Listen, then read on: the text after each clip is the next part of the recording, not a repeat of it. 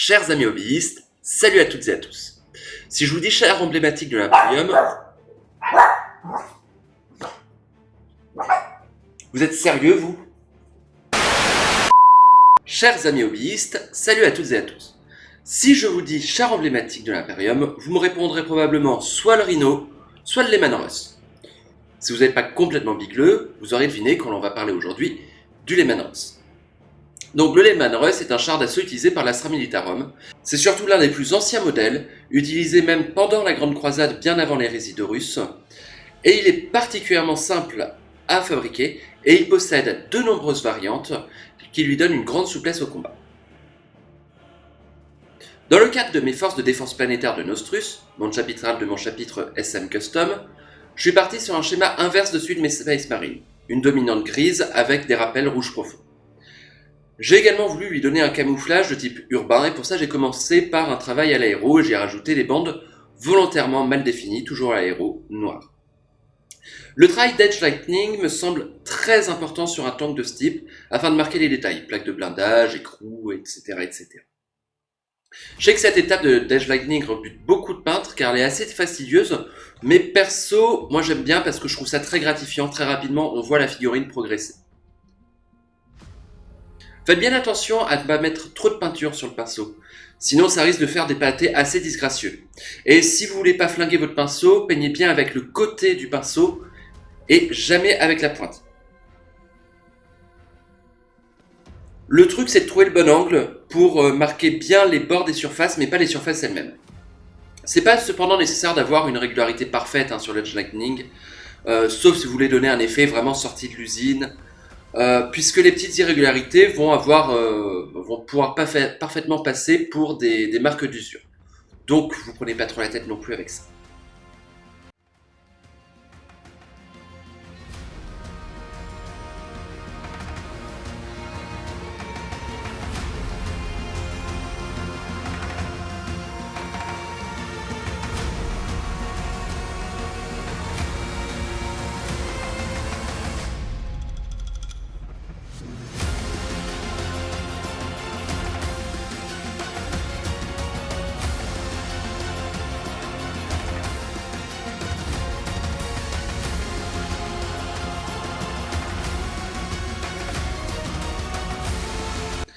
Maintenant il faut s'attaquer à tout ce qui est rivet, haute visserie, et là il va falloir être patient parce que sur les Leman Russ il y en a quelques-uns.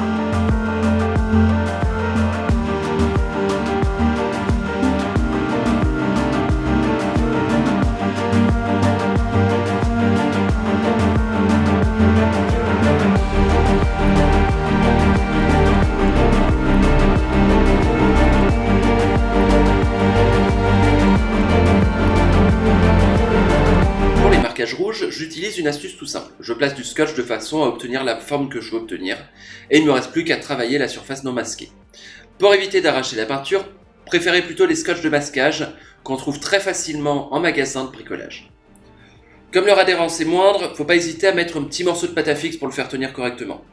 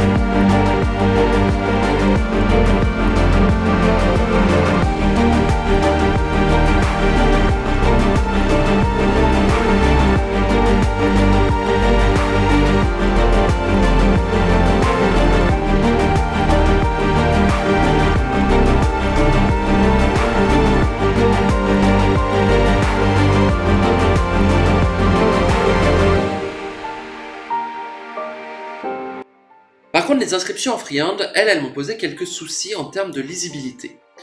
Et je suis pas 100% satisfait du résultat final malgré les efforts que j'ai faits pour marquer les contrastes.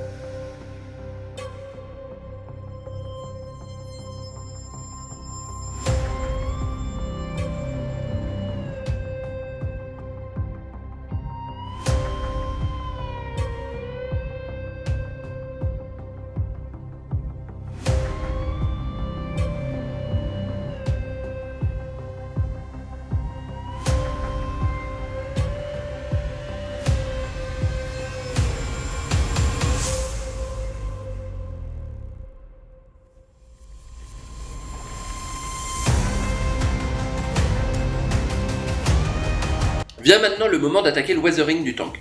J'ai vraiment voulu donner un aspect ancien et abîmé avec de nombreuses coulures, que ce soit de liquide de refroidissement du moteur et d'autres fluides divers, pour représenter un char millénaire qui possède un esprit de la machine revêche et violent.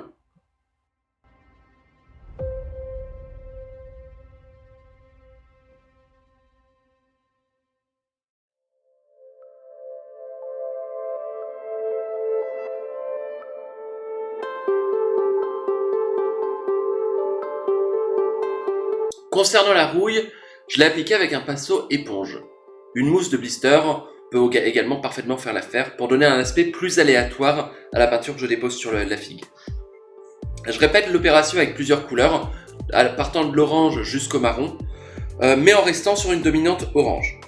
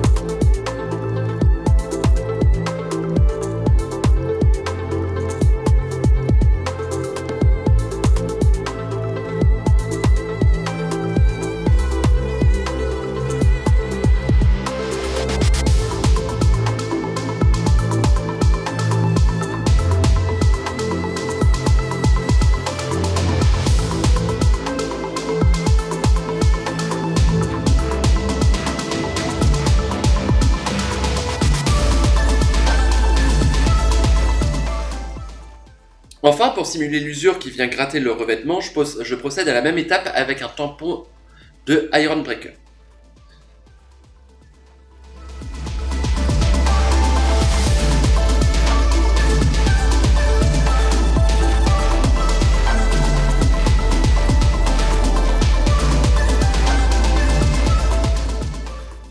Enfin, je vais appliquer dans certains creux du Typhus Corrosion.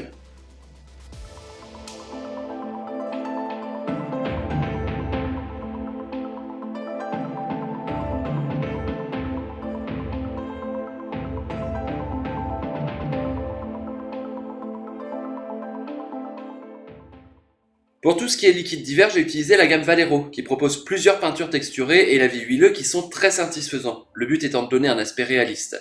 J'ai essayé de les placer à des endroits où ce serait physiquement possible, les fluides suivant le chemin de moindre résistance, et normal qu'ils s'engouffrent dans les rainures et les creux.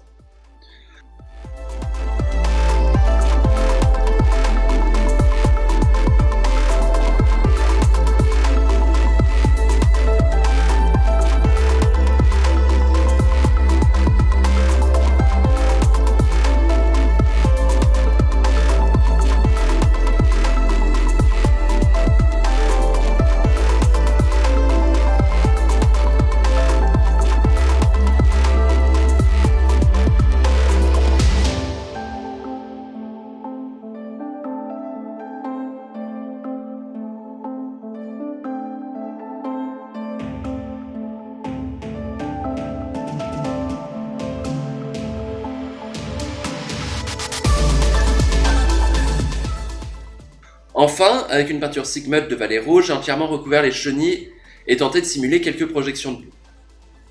Je vous déconseille par contre fortement d'utiliser un pinceau pour cela. Préférez soit un pinceau qui est déjà flingué, soit un bâton tout simple, ou comme moi, le Texture Spreader de Games Workshop que je trouve malgré son prix très utile. Et enfin on termine par quelques détails de lumière pour venir donner un peu de peps et de contraste supplémentaire.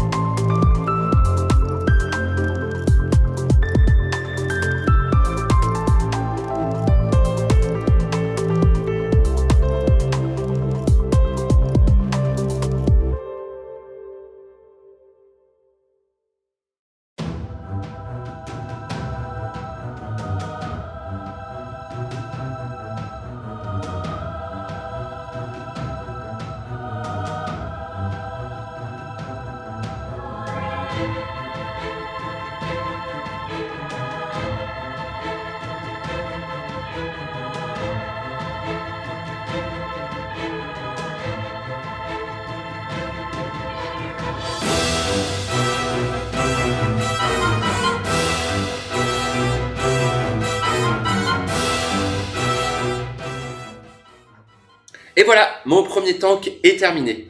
C'était pour moi un défi important parce que c'était la première fois que je peignais une figurine aussi grosse et aussi volumineuse. Au final, je suis assez content du résultat, même s'il reste bien sûr quelques petits détails qui pourraient être améliorés. J'ai écrit à savoir un lore complet sur la figue que je mettrai en description.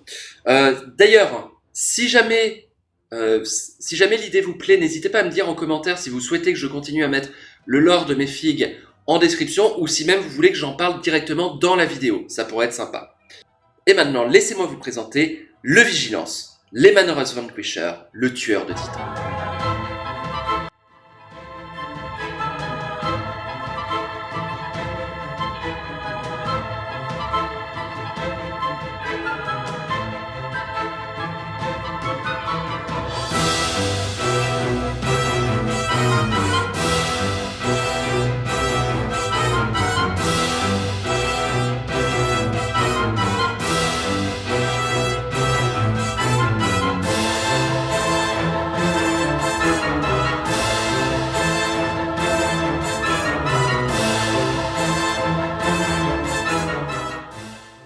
Et voilà, la vidéo est maintenant terminée. Merci à ceux qui sont venus arriver jusqu'au bout. Merci à vous. N'hésitez pas de vous abonner à la chaîne pour être au courant des sorties des prochaines vidéos.